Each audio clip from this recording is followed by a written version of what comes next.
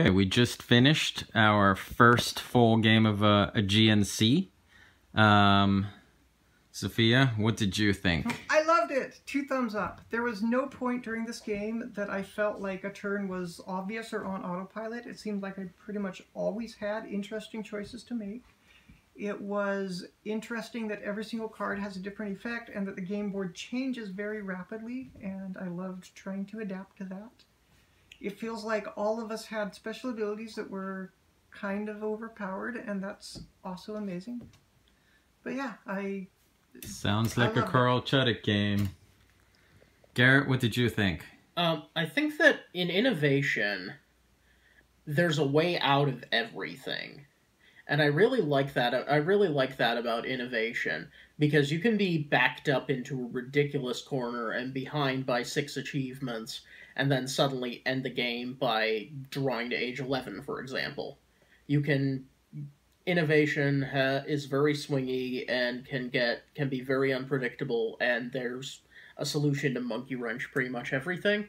But I feel that because of the very random nature of this game and the random nature of the action choices that you have, and the color-coded goods commitment, I feel like it's kind of hard to get out from a corner, and there aren't as many ways to radically change the board state. I feel that it's therefore a bit more heavy on both combo play and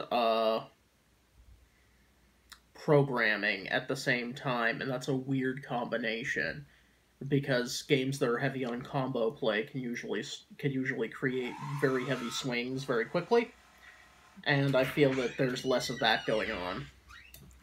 Right. I agree that there was not very much of a catch-up mechanism, and that's okay. I don't really like very strong catch-up mechanisms, and I felt like this was about right for my taste. I don't know. This is definitely one of those games, like all Carl Chuddick games, that will require many plays before you feel comfortable with it.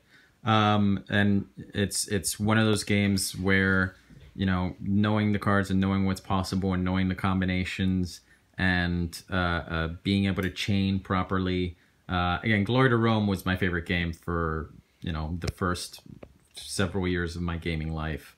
And I do appreciate some of the elements of this because it's you know, similar to that games in some ways. But I do agree that it can be pretty random. It can be innovation levels of random. I do think that you could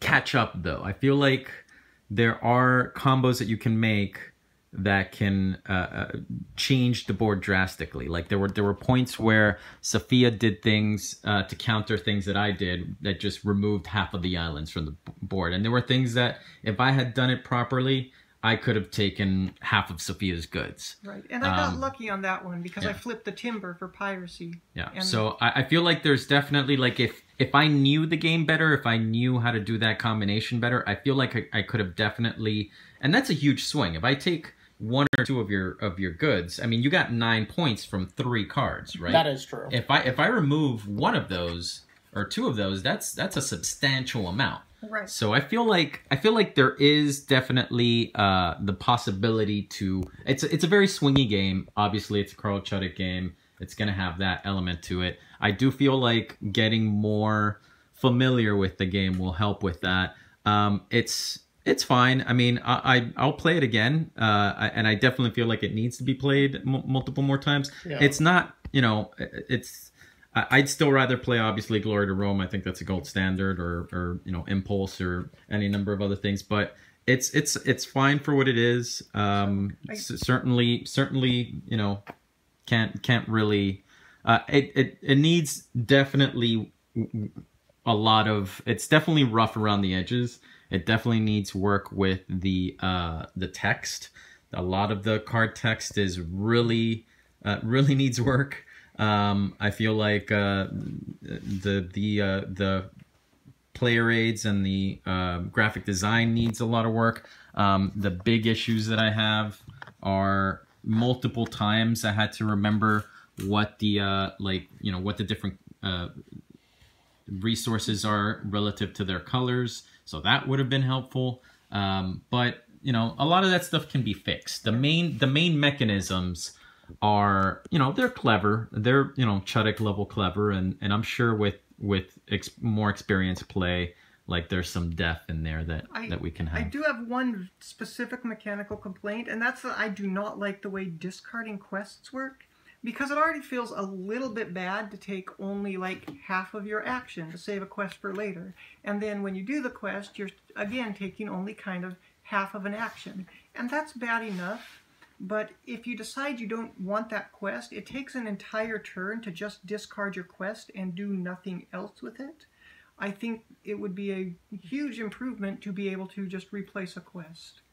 That makes the decision not, do I want to lock up my home with this particular card, but rather, do I want to be able to play this card more than I want to play the other card, which I also didn't get full effect on. Another difference between this game and other Carl Chuddick games is the rule where you have to be able to do the thing in order to do it. The kind of famous rule in Glory to Rome of if you have to ask whether you can do this or not, the answer is yes. Right. This game the answer is no. Yeah. And I have a rules question related to that I need to ask online, which is, does that apply to drawing cards as well? Yeah, Can I empty my deck with an effect that makes me draw 2 cards if I only have 1 card in my deck? Can I take an Electrum basic action, which results in drawing 2 cards if I only have 1 card in my deck? Answer unclear. Yeah, and again, this is a beta test of a game, and I do appreciate Asmati, doing that. They've done it with other games. They did it with Impulse. They did it with Motainai, and I'm sure the game will change and they'll soften those edges. And I look forward to seeing the final product, and hopefully they take a lot of the feedback that they got and they make another solid game. So yeah.